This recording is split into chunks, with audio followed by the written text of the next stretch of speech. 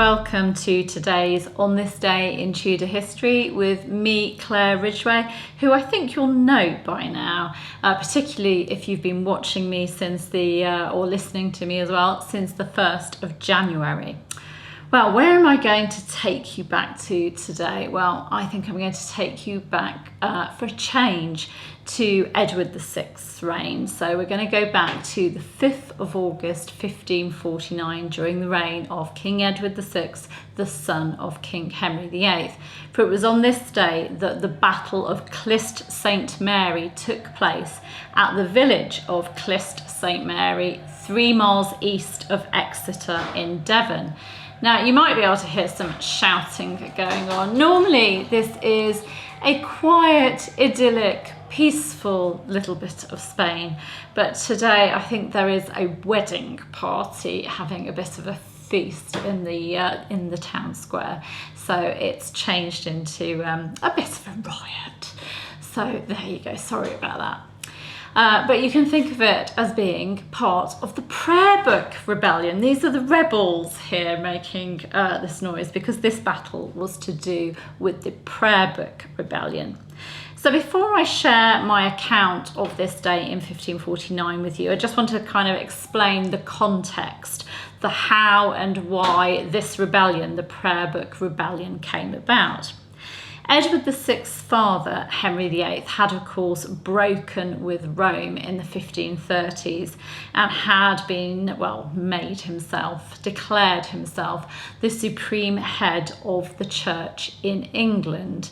Although Henry had died a Catholic, he'd never actually taken on the Reformed faith. He'd never become what we call Protestant. The break with Rome had brought religious changes to the country. People of the Reformed faith had sort of risen in prominence during his reign. And these changes had, the changes to the country, the legislation that had become more and more Protestant when his young son came to the throne in 1547.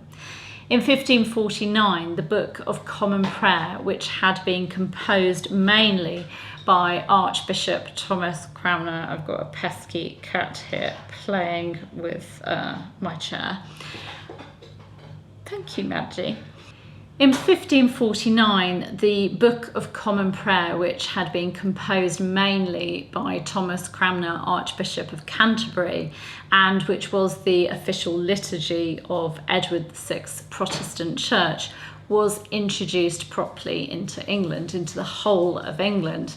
Now, this Book of Common Prayer was in English and it replaced the Catholic Mass that the English people were used to celebrating. And of course, they were used to everything being in Latin and the priest sort of interpreting things for them. So this was a huge change, the Book of Common Prayer being in English. And this change wasn't embraced by all of the English people. And in the summer of 1549, there was trouble in the southwest of England. You can hear that trouble going on now, can't you? In the counties of Devon and Cornwall. The rebels called for the rebuilding of the abbeys, of course the abbeys that had been dissolved by King Henry VIII in his dissolution of the monasteries. They called for the restoration of the 6 articles, the restoration of prayers for souls in purgatory, the policy of only the bread being given to the laity, and the use of Latin for the Mass. So they wanted to go back in time. They didn't like the religious changes that had been brought in. They wanted the good old days back again. And in July 1549, the Cornish and Devonshire rebels laid siege to the city of Exeter. Now, this was a siege that lasted for 5 to 6 weeks, so quite a long time. On the 28th of July, there was the Battle of Fenny Bridges. Now, this was an inconclusive battle between the rebels and the Crown's forces led by John Russell, 1st Earl of Bedford. There was no real victory. Then on the 4th of August, there was the Battle of Woodbury Common, which saw the rebels being defeated by the Earl's forces. Then on this day in 1549, the rebels regrouped at Clyst St Mary under the leadership of Humphrey Arundel. In the 18th century book, The Ancient History and the Description of the City of Exeter, John Hooker gives a very detailed account of the battle, in which he explains that the Crown's forces, led by the Earl of Bedford and Sir William Francis, reached Clyst at 9 a.m. and that they divided into 3 forces to enter the town by 3 different ways to sort of try and get round the rebels, really, to split up. Now, the rebels had fortified the town and they'd also set up an ambush. Now, Hooker explains it in much better words than I ever could, so I'm actually going to quote from Hooker's book. Now, as the King's army was marching in good order into the town, one of the chief captains of these rebels, viz. Sir Thomas Pomeroy, Knight, hid himself in a furze brake, and seeing the army was past him, having a trumpeter and drummer with him, commanded the trumpeter to sound and the drummer to beat a march. Lord Russell and his company, on hearing of this, and supposing verily that there had been an ambush behind to have entrapped and enclosed them, retired back with all the haste they could, which those in the town perceiving immediately followed them, until they came to the waggons which stood in the highway, and which now, by the retreat of the army, instead of being in its rear, were nearest to the town. These being laden with ammunition, provisions, and treasure, they took and brought back into the town, out of which they took what they thought fit, destroyed the rest, and employed the ordnance, shot, etc., against Lord Russell and his forces. The army, having recovered the hill, did pause there for a while, and finding themselves to be deceived, marched back again towards the town. But before they came thither, his lordship was informed that every house therein was fortified and full of men, and that it was not possible to pass that way without great danger, unless the town was set on fire.